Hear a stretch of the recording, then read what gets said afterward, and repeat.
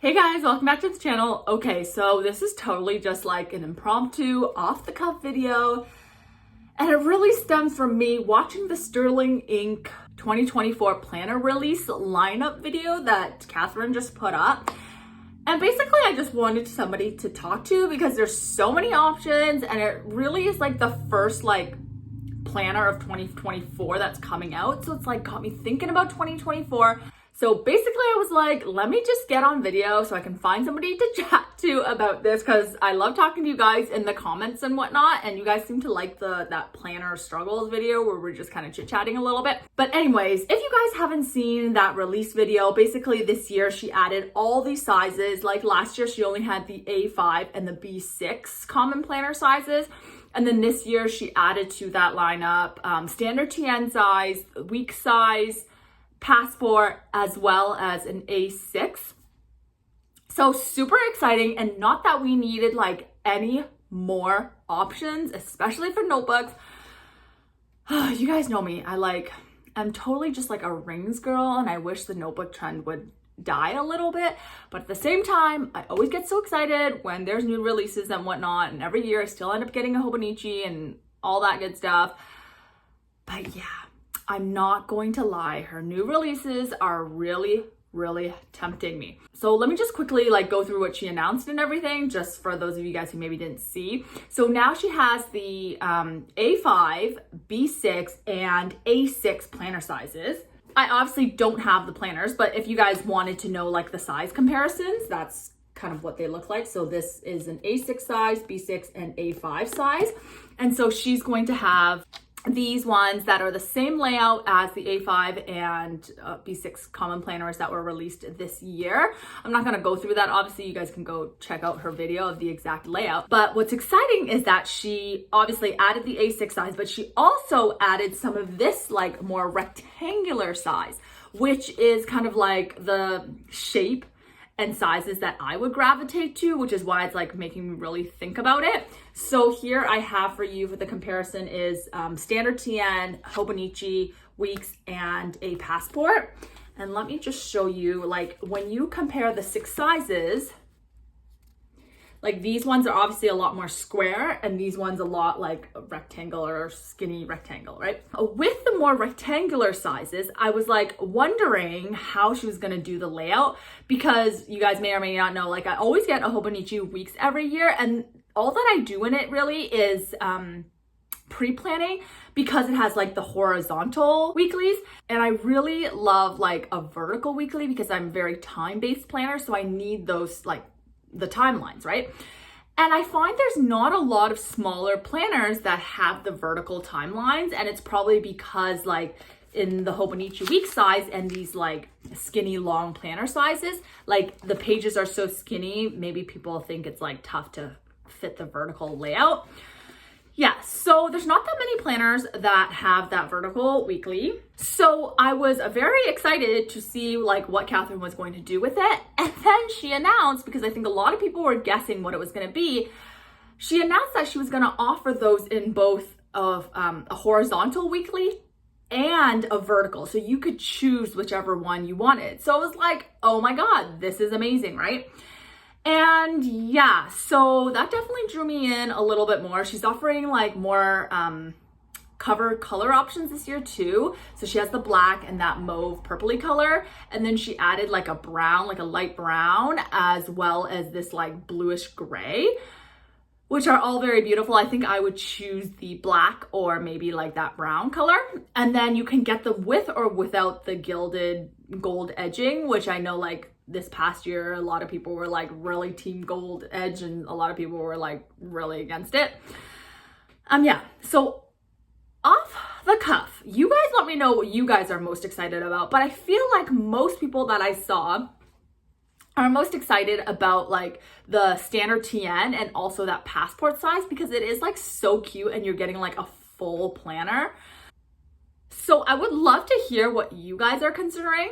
So for me, I'm really drawn to the standard TN size, because I feel I like this shape, but it just gives a little bit more space than a Hobonichi weeks. A Hobonichi weeks is just, it's quite small. So on a week that you're actually really busy, you just can't fit everything in the weeks, I find. So just the additional height and the slightly bigger width of the traveler's notebook is quite exciting for me. So I'm leaning towards the traveler's notebook, but still kind of like considering the week size. And the reason why with the weeks is because I have so many covers that are the week size, so it'd be really nice to use those. But then obviously the standard TN size I think would be a bit more functional. I really have to think about like how I'm going to use this planner because I don't think it's going to be my main planner. I feel like it might just be a pre-planner situation again. I don't know. I'm hoping that that's not the case. But yeah, like realistically, I don't know if I would see myself sticking in one notebook for the whole year. So with that in mind, maybe I'd have to debate, like if I wasn't going to be using it for a main planner, maybe like the week size would work for me. Yeah, and then like the passport is like super cute. So like you can tell it's like about the same width as the Hobonichi weeks, but it's like that much shorter. And like I really love my pocket rings right now, which is like similar size page to the passport. But again, I couldn't see that being like super functional because it's so small, like especially if you're doing a weekly in this size. I just feel like it's so tiny. So that's why I'm thinking maybe not. You guys, please let me know down below like what your favorite sizes are. And then of course a B6 is always like a good standard size. I like that. It's like the same size as an iPad mini, and I sometimes am doing digital planning, and that would be kind of like a nice combo that they're basically the same size. A5, I learned from this year in my Hobonichi cousin that A5 is just, I think it's just too big for me. I'll link my video up here talking about my Hobonichi cousin if you wanted to check it out. But I've definitely decided it's just way too big for me. So I know that that's not going to work for me. B6, I don't know. It doesn't as excite me as much as like the Traveler's Notebook standard TN size. So that's what I'm probably leaning towards now. The only thing that I'm thinking is if I got a week size for the Sterling and Common Planner, then maybe I could do like Hobonichi weeks comparisons for you guys whenever that time comes, if you guys wanted that, which I feel like would be pretty interesting. So that's like my only dilemma. If there's like a size that you guys would want to see here, like for me to order it so you guys could see it, just let me know down below, and I will definitely take that into consideration.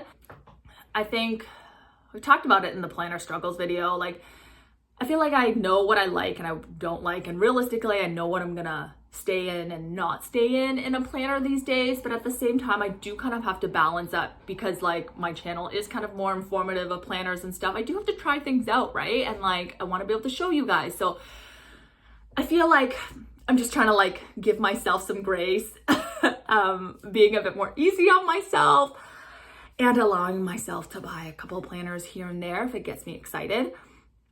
Yeah, that's how I'm going to justify it to myself, I think. But let me know down below if you guys are considering a Sterling Ink planner this year, or if you are still sticking with like Hobonichi weeks or whatever. I think the reason why I would go for the Sterling Ink standard TN size, for example, compared to like a Paper Tess Designs, because I know Tess has the standard TN size as well, I think. I don't know if she has a week size. I think she does, right? The thing that I liked about Sterling Inks is one, that her layouts are quite minimal, so you can like do whatever you want with it. Whereas from what I remember from Paper Tess Designs is that there are a bit more structured in that it has like the table, like the timetable on one side. And yeah, it just seemed, the layout seemed a bit more structured. I think it had like task boxes under the timetable as well. It just seemed like a bit more structured, whereas the Common Planner is just a very minimalistic layout, which I kind of am drawn to. And the other thing is like the shipping rates for Sterling Ink are really, really good. I think it's like $35 US, above $35 US in the US is free. And then to Canada, it's like $8 you get, or is it $6? I think it's like $6 or $8 USD. No, $6 USD, that's right. And then everywhere else, it's $8 USD, which for shipping for like a smaller business, I feel like that is really, really good. So yeah, again, that's why I'm thinking of giving it a try as well. I don't know. I guess that's all I had. Like, were you guys excited about the release? And like, are you guys thinking about 2024 now? Because I feel like this year has just been all over the place. And I'm only starting to feel a little bit more in a routine just very recently. So it's kind of weird to be thinking about 2024 already when we're like just barely halfway through the year now. Yeah, so I don't know. I haven't completely found my mojo, I gotta say. But this does kind of get me thinking about next year. So I would love to know if you guys are excited about the release and what you guys are thinking. Are you guys thinking about 2024 already? Yeah. And let me know what you think about these type of videos where I just like come on here and kind of like chat. It's pretty off the cuff, but it just kind of feels like we're chatting as friends, even though I'm just staring at a phone. So that's why you guys gotta engage conversations with me in the comments so I don't feel like a complete idiot. But anyways, let me know down below and yeah, we'll talk there.